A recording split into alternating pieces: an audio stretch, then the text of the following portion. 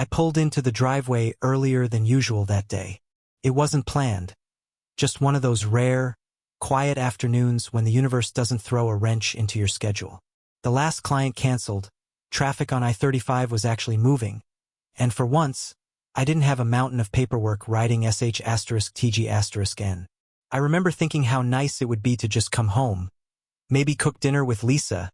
Surprise her for once instead of the other way around. But that feeling lasted about 5 seconds. The first thing I noticed was the air. Not the temperature or anything like that, just the feeling. Like the house had recently been filled with someone else's energy. Like I was walking into a moment I wasn't supposed to be part of. Then I saw it. A denim jacket. It was hanging off the back of one of the chairs in the dining area. Not mine. Not even close. This one was a size too big. Sleeves faded. Collar slightly frayed like it had seen years of use. It didn't belong to Dylan or Sarah. Our kids were way too young to own something like that. And Lisa? She wouldn't be caught dead wearing a men's trucker jacket. Especially not one that smelled faintly like sawdust and cologne. I stood there for a second, staring at it, trying to justify it. Maybe someone had dropped it off? Maybe it was a donation? But no, that made no sense. It was draped over the chair like someone had just taken it off. That's when I noticed the glasses. 2 of them, side by side on the counter, long-stemmed, crystal, the kind we only used for dinner parties or anniversaries. Both had a thin ring of red wine at the bottom. One had a lipstick stain. I walked over, touched the bowl of the closest glass. Still warm. My pulse picked up. Not racing, but enough to set off a low hum in the back of my head. The kind of buzz that happens when your brain knows something before your heart's ready to admit it. "Lisa," I called out. There was a pause. Then I heard her voice from down the hall. "Hey, you're home early." She walked in like nothing was wrong, drying her hands on a dish towel. She was wearing one of her casual dresses, soft blue, cinched at the waist, barefoot. Hair still damp, lip gloss fresh. "Didn't expect you back yet," she said, smiling a little too tightly. "Last meeting canceled," I replied. "Thought I'd surprise you." "That's sweet," she said, looking toward the sink where the glasses sat. "I was just cleaning up." I didn't respond. I just watched her as she moved. Too gracefully, too rehearsed. There was a moment when she glanced toward the chair with the jacket and then quickly looked away, like she hoped I hadn't noticed it yet. Then her phone buzzed on the counter. Lisa's phone is almost always face down. One of those small things I didn't think much about until recently. This time it was screen up, and maybe that was a mistake. Maybe she was too flustered to remember her usual protocols. The message lit up in bold white against a soft pink background. "Our last night was perfect. Wish I could have stayed longer." I didn't flinch, didn't say anything. Just watched her eyes when she realized what I'd seen. There was a flicker of panic. Not enough to blow up the scene, but enough for me to clock it. She stepped forward, casually picked up her phone, tapped the screen to make the message disappear, and slid it into her pocket. "Rick stopped by," she said, her voice a little too calm. "From the school committee. We had to go over some last-minute changes for the fall fundraiser." I nodded, slowly. "With wine?" She shrugged, giving a weak laugh. "Yeah, well, he looked stressed." I offered a glass. I figured it wasn't a big deal. "It wasn't scheduled?" "No," she said quickly. "It came up last minute. He was in the area." Something about that rubbed me the wrong way. Rick, the school committee guy, mid-40s, divorced, overly friendly. I'd met him maybe twice at parent meetings. Never liked the way he looked at Lisa. Always a little too interested, a little too comfortable. "Wasn't he the guy you said made weird comments at the PTA banquet?" I asked. She paused just long enough. "I think you're thinking of someone else," she said. "Was I?" I didn't press further. Not yet. Instead, I walked over to the fridge, opened it, stared blankly at the shelves like I was looking for something to ground me. My head felt like it was filling with static. "Anything else I should know?" I asked, keeping my tone even. She turned to the sink, started rinsing out the glasses. "Nope," she said. "You look tired. You want me to heat something up?" There it was, the pivot. She always did that when something made her uncomfortable. Deflect, recenter, make it about me. For a long time, I'd mistaken that for empathy. Now, it just felt like a tactic. Her phone buzzed again. She ignored it. But I didn't. I stepped to the side just enough to catch the screen. It was a FaceTime notification.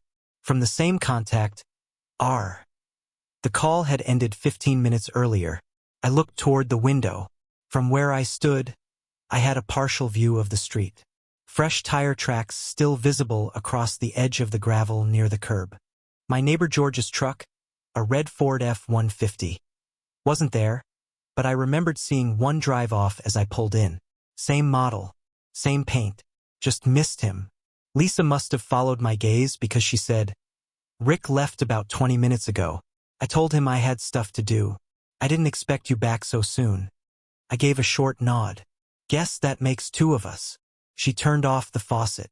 Her back stiffened. "Michael, if you think something's going on, just say it." "I didn't say anything," I replied. "You don't have to." I walked over and picked up the denim jacket from the chair. Held it up like it was evidence in a trial. Still smelled like sweat, motor oil, and cheap cologne. The collar was damp, not from rain. "Does Rick usually take off his jacket and sit around like he lives here?" I asked, not bothering to mask the edge in my voice. She met my eyes then, defiantly. "You're gone most nights, Michael. You miss meetings, you forget Sarah's recitals, Dylan's practice schedule. And when you are here, you're exhausted. You haven't touched me in weeks. So yeah, sometimes I have a glass of wine with someone who actually listens." That hit like S***ker punch. But I didn't react. I just folded the jacket and placed it on the back of the chair again. "Didn't know we were keeping score," I said quietly. "It's not about that," she snapped. "It's about the fact that you don't seem to care anymore." "Lisa," I said, stepping forward, "I notice a strange jacket in my house. 2 warm wine glasses. A message from some guy I barely know calling last night perfect. And a FaceTime log from 15 minutes ago. What am I supposed to think?" She didn't answer, just stared at the floor. And in that silence, something shifted. Not in her, in me. For months now, there'd been signs. Meetings that ran late. New passcodes on her phone. Extra loads of laundry that didn't include any of our clothes. She started wearing perfume I didn't recognize. Then took showers the second she got home. Her GPS location sharing disappeared off my phone one day without explanation. New dresses appeared in the closet. She'd say they were for school events, ones I was never invited to. And gym sessions? I went once to drop off her headphones. The woman at the front desk said Lisa hadn't been there in weeks. I wanted to believe her. I really did.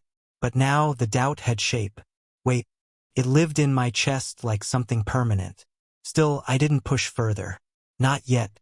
I'm gonna go take a shower," I said. She didn't reply, just kept scrubbing the same glass like her life depended on it. I let the hot water run far too long.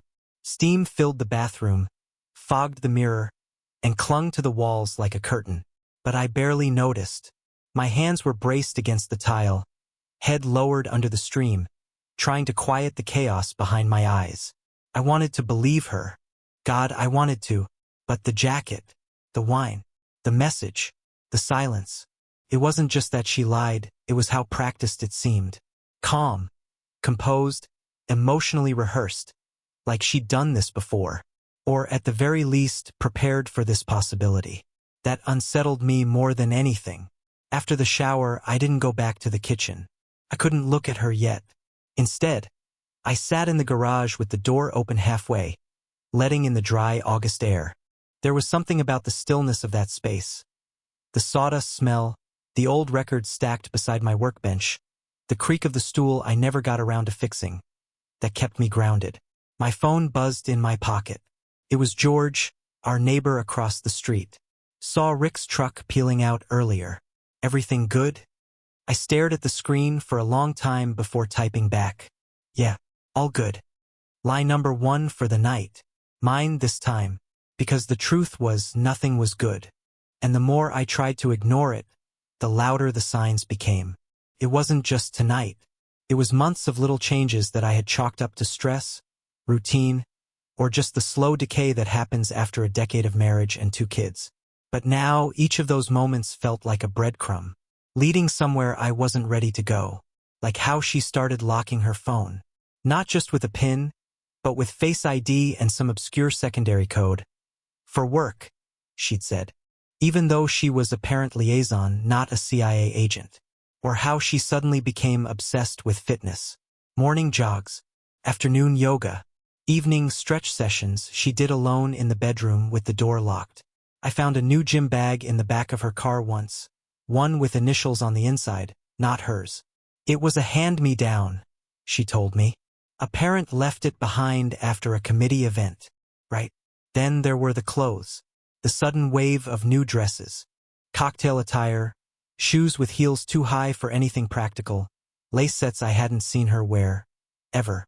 When I asked, she told me it was for school board events that always happened during the weeknights when I was working late. Funny how I never got invited. Funny how she always came back smelling different. One time she came home from errands, wearing a musky cologne I'd never worn. It clung to her skin, even after a shower. I didn't say anything. I wanted to. But part of me was afraid to hear her lie to my face, so I kept quiet. I thought I was protecting the family, the kids. Truth is, I was just protecting myself. From confirmation, from collapse. That night, I slept on the couch. She didn't ask why. She just went to bed like everything was fine, like our marriage hadn't just shifted tectonically. It was a strange kind of betrayal, not just in action, but in how easily she pretended nothing had changed. In the morning, she made pancakes. Pancakes. Like it was Saturday in 2013 and we were still us. Sarah's got early band, she said casually, flipping one on the SK asterisk let. Can you drop her off? I've got to meet the board at 9. They're reviewing budget proposals. I nodded. Dylan came down the stairs half asleep, rubbing his eyes, still in that limbo between childhood and adolescence where he couldn't decide if he hated mornings or just needed someone to sit with him. I poured him orange juice and said nothing. Lisa hummed in the kitchen. The moment was too normal. That was the terrifying part. 15 minutes later, she was gone. Hair pinned, purse on shoulder, heels clicking across the tile. She kissed Sarah's forehead, waved at Dylan, then looked at me. You good? I gave a slight nod. Okay, she said. Back by lunch. She wasn't. That afternoon, I sat on the patio scrolling through her public posts. Nothing suspicious. No tags, no odd locations, no geotags, no selfies. Then I looked at her Facebook activity. A few likes on school board posts, one comment under a photo of the new science wing. All innocent on the surface. But I noticed one thing. Rick was always the first to comment, and he'd liked nearly every post Lisa had made over the past 6 months. Not just school-related ones. Vacation photos. Candids from Sarah's last birthday. Even the one she'd posted of us, taken months ago, with the caption, "Love this guy." Rick had loved it. Commented too. You two are lucky. Beautiful family. It was dated 4 months ago, back when things started changing. I clicked through Rick's profile. He wasn't private. There was a pattern, pictures of hiking trails, craft beer, school board photos, a few blurry sh*ts from bars I didn't recognize. No kids. Divorced. One post had a photo of a truck. Red Ford F-150. I zoomed in. License plate, partial match. That's when the cracks stopped being metaphorical. That evening, I came home early again. Lisa's car was in the driveway. Rick's was not. But something told me to wait before going inside. I sat in my car across the street, engine off, watching the house. From the outside, everything looked normal. Lights on in the living room, curtains half drawn. Then I saw the back porch light flick on.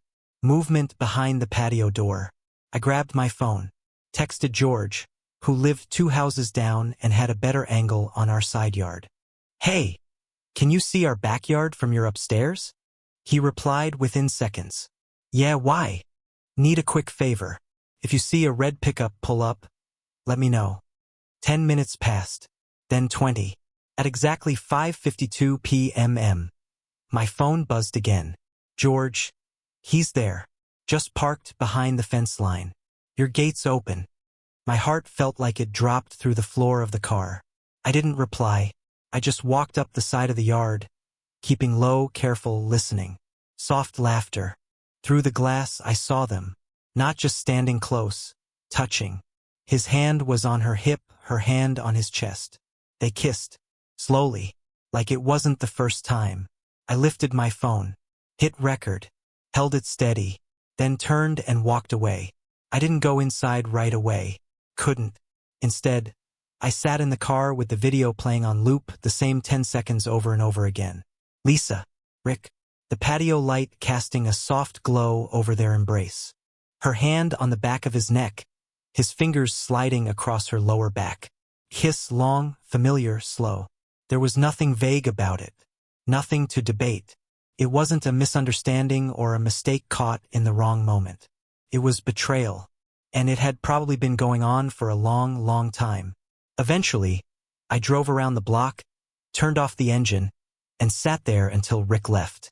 I watched his truck roll down the street, headlights off until the last second, like he'd done this before. Maybe dozens of times. And maybe he had. By the time I walked through the front door, Lisa was in the hallway with her suitcase. Like she'd already decided. Don't, she said quickly, cutting me off before I could speak. Please, Michael, just don't.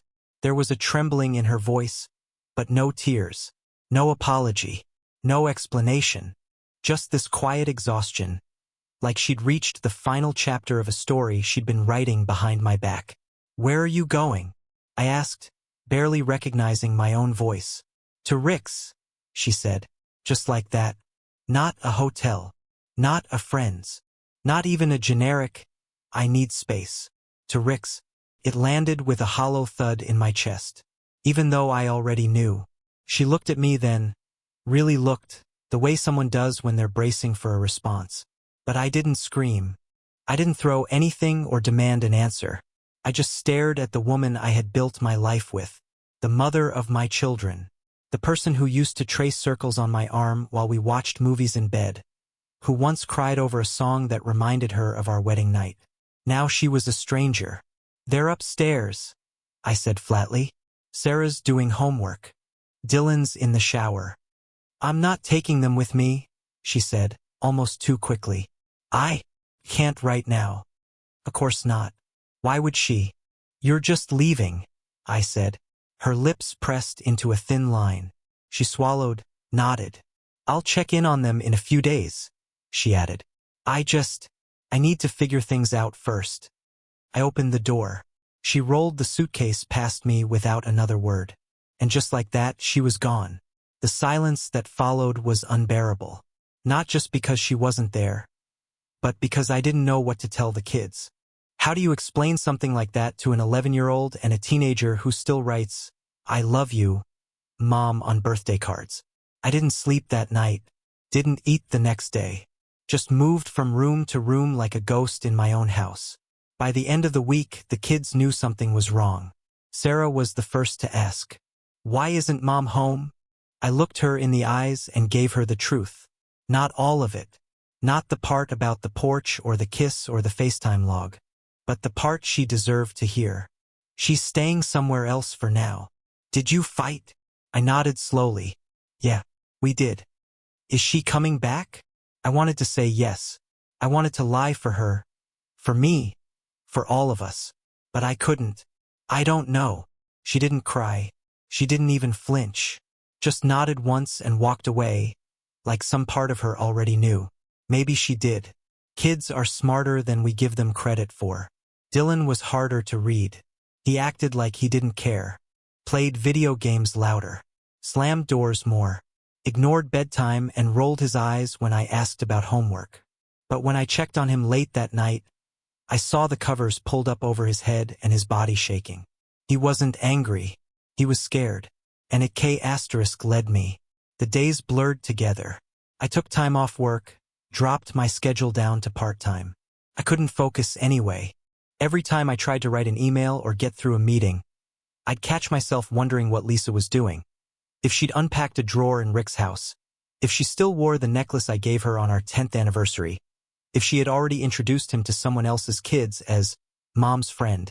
Then came the paperwork. I filed for divorce 2 weeks later. She didn't contest it, didn't show up to mediation, didn't return my lawyer's calls, didn't even acknowledge the papers when they arrived at Rick's address. Just silence. And silence, as it turns out, is its own kind of violence.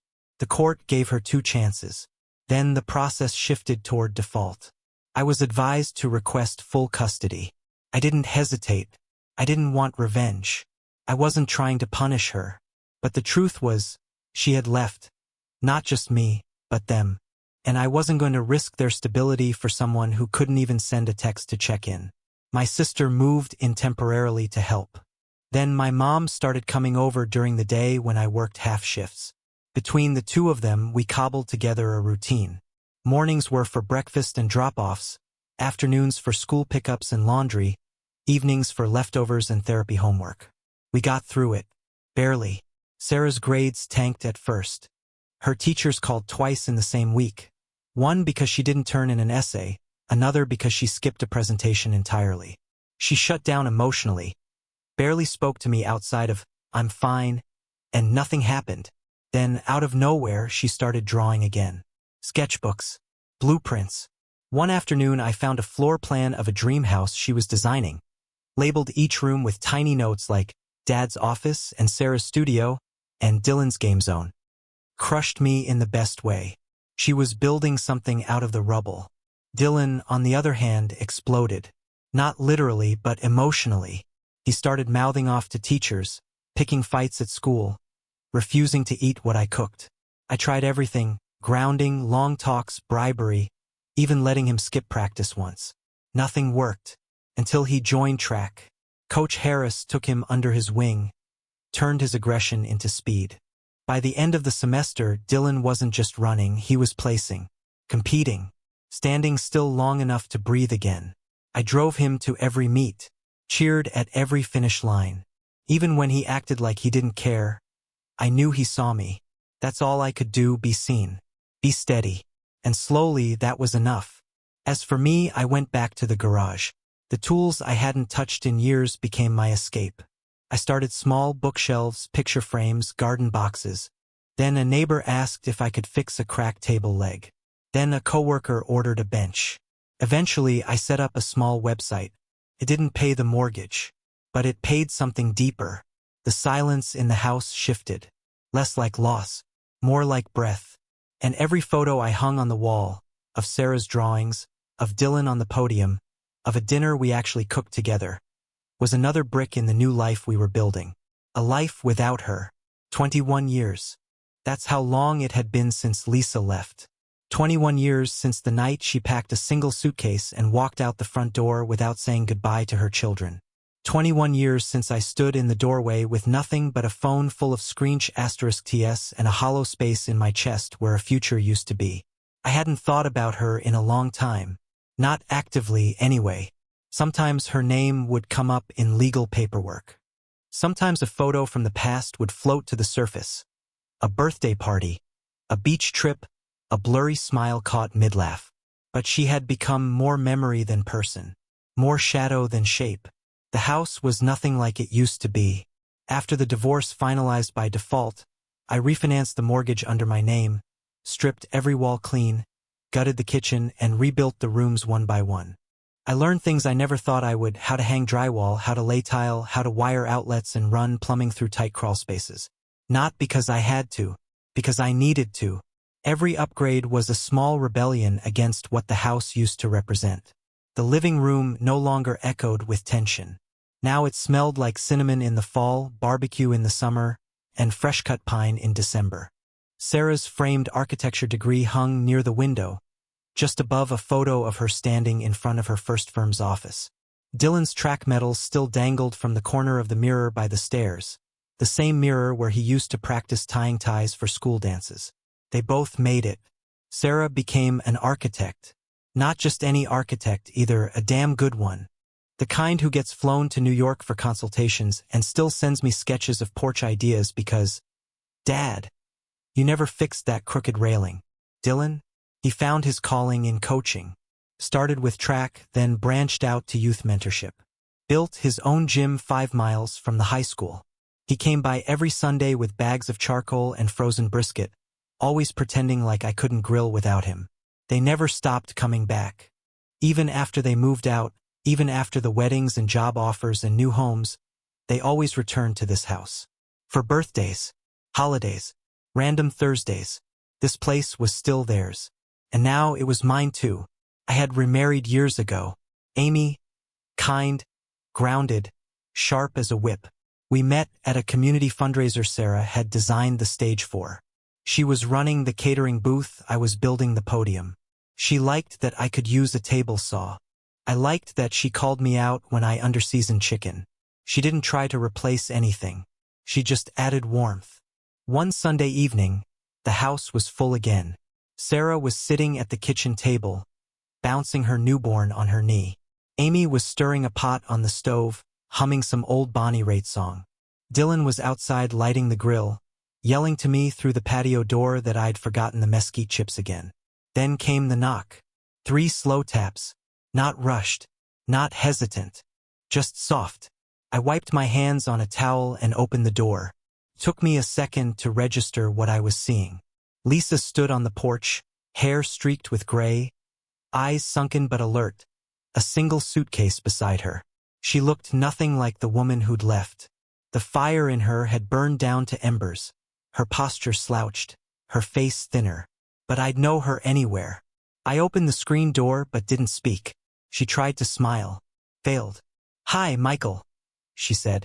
I didn't say it back. Behind me, I could hear Sarah laugh and the baby squeal. Amy's voice called out from the kitchen, "Do we have any more time?" Dylan's footsteps thudded against the deck outside. Lisa heard it all. Her eyes scanned the living room behind me. The family photos, the coat hooks labeled Dad, Amy, Sarah, and Dylan. The framed drawing Sarah made in middle school. The old coffee table Dylan and I built from salvaged oak. This wasn't her home anymore. I know I shouldn't have just come," she said quietly. "But I didn't know who else to call." Still, I didn't answer. She looked down at the suitcase. "I left Rick 5 years ago. Well, he left me, really. Been on my own since then." I folded my arms. Not out of anger, just habit. She looked up again. "I'm sick, Michael." There it was. The words hung in the air like static. "Stage 4, she added. "Lung cancer. I never smoked. Just unlucky, I guess." I leaned against the doorframe, nodding slowly. "What do you want, Lisa?" She didn't flinch at the question. "Not money," she said. "Not a place to stay. I just wanted to see the kids. Tell them myself. Maybe make peace." "Sarah has a child now," I said. "Dylan's building his own legacy. They've worked hard to build something solid." "I know. They're happy." She nodded again, slower this time. "I thought maybe they'd want to know. Before it's too late." I turned toward the living room. Sarah had gotten up, walked into view. When she saw her mother, her expression didn't change. Just froze, unreadable. Behind her, Amy instinctively stepped between the baby and the door. Dylan appeared from outside, holding a tray of marinated ribs. He stopped when he saw Lisa. For a long time, no one spoke. Lisa looked at them like she was trying to memorize every detail. The way Sarah cradled her daughter, the way Dylan stood protective and solid, the way Amy instinctively shielded what was now her family. "I should go," Lisa said finally. "I didn't mean to interrupt." She reached for the handle of her suitcase. I stepped forward and stopped her. "You're not staying here." "I know. But I'll get you a contact," I said. "Social worker I know. She's good. Knows the hospice network downtown."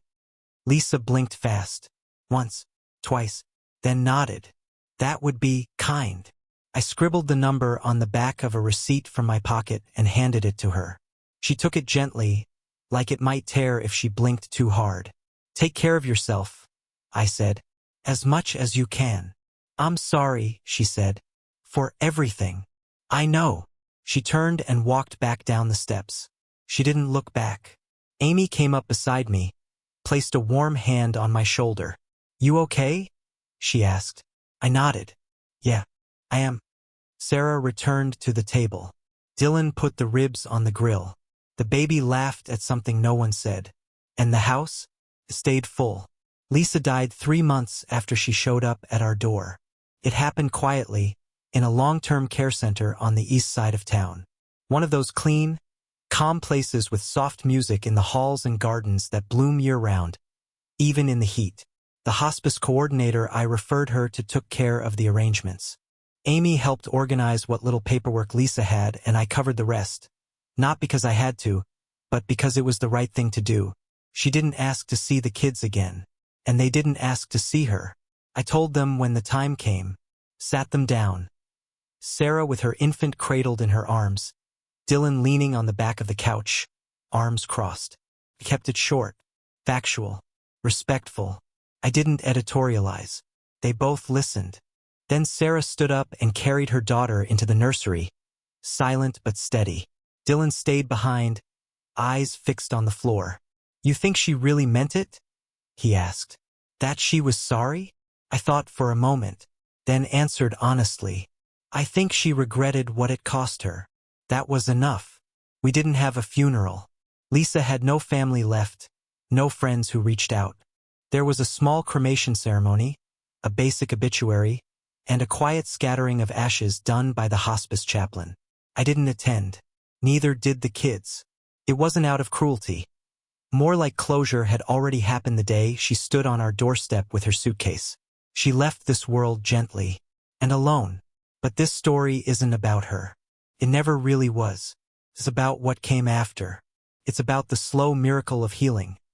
Not the dramatic kind you see in movies, but the daily kind. The kind that happens when you show up every morning to pack lunches, check math homework, unclog sinks, read bedtime stories, and keep going even when your hands are shaking. That's what builds something lasting. Our house, stands stronger than ever. The exterior's been redone. The siding replaced. The porch finally got that straight railing Sarah used to tease me about. The inside is warm. Earth tones, soft textures, photos everywhere. Nothing expensive, but everything chosen with care. On the fireplace mantel, there's a frame with a simple inscription etched into the wood. "You stayed." It was a gift from Dylan on my 60th birthday. Inside the frame is a photo of the 3 of us from years ago. Me, him, and Sarah. Standing in front of the garage, arms around each other, paint-stained shirts and sawdust in our hair. Behind us, half-built, is the new deck we built together one summer. In the background, laughter frozen in time. Amy had it engraved for me. She said it was what mattered most. That I stayed. Not because I was perfect. I wasn't. I made mistakes. I got short-tempered. I broke down some nights when I thought no one could hear. I second-guessed myself for years. Wondered if I'd pushed Lisa away, if I could have done something different. But in the end, the one thing I never did was leave. That was enough. Sarah comes by every weekend now. Sometimes with blueprints rolled under her arm. Sometimes just for coffee and a break from the chaos of new motherhood. She's patient, empathetic, tough when she needs to be. She tells me stories about clients who don't understand the importance of natural light or airflow, and I nod like I understand even if I don't. But I listen. Dylan still coaches. Still throws himself into helping kids who remind him of who he used to be. Angry, confused, looking for someone to believe in them. He's not married. Says he's waiting for the one who doesn't flinch at sawdust and early mornings. I told him that's a high bar. He said, "It worked for you, didn't it?" He's not wrong. Amy, for her part, remains the quiet foundation of it all. She never tried to fill someone else's shoes. She wore her own. Gently, firmly, with more grace than I'll ever have words for. She came into our lives not to replace what we lost, but to remind us that love can be steady, uncomplicated, and kind. Sometimes, when we're sitting on the porch after dinner, she'll rest her hand on mine and say, "You built this," and I'll look around. The wind chimes Dylan made, the hanging plants Sarah installed, the baby monitor buzzing softly from the kitchen table, and I'll nod. "Yeah, I did." but not alone. That's the thing no one tells you about betrayal, the real kind, the slow, calculated, world-altering kind. It doesn't just break your heart. It breaks your compass. You question everything, your judgment, your memory, your worth. You forget how to trust yourself. But healing? That's a team sport. It was the quiet loyalty of a sister who sat with me during the custody hearings. The steady presence of a mother who didn't say, "I told you so," even though I know she could have. The forgiveness of children who gave me more grace than I probably deserved. The patience of a woman who walked into my life when I was still dragging the rusted armor of the past behind me. They didn't fix me. They reminded me I wasn't broken beyond repair. Sometimes I wonder what would have happened if Lisa had stayed, if she'd confessed, if she'd fought for us. But then I look at what I have now. The laughter in this house, the smell of slow-cooked dinners, the sound of my granddaughter squealing with joy when Dylan lifts her into the air, and I stop wondering. Because none of this would exist if I'd begged her to come back. Letting her go was the beginning of everything. And no, I don't hate her. Not anymore. I forgave her. Not for her peace. For mine. Because forgiveness isn't about letting someone off the hook. It's about taking the hook out of your own chest. It's not forgetting. It's choosing not to bleed every time you remember. Lisa made her choices. She lived with them, died with them, and I live with mine. And mine.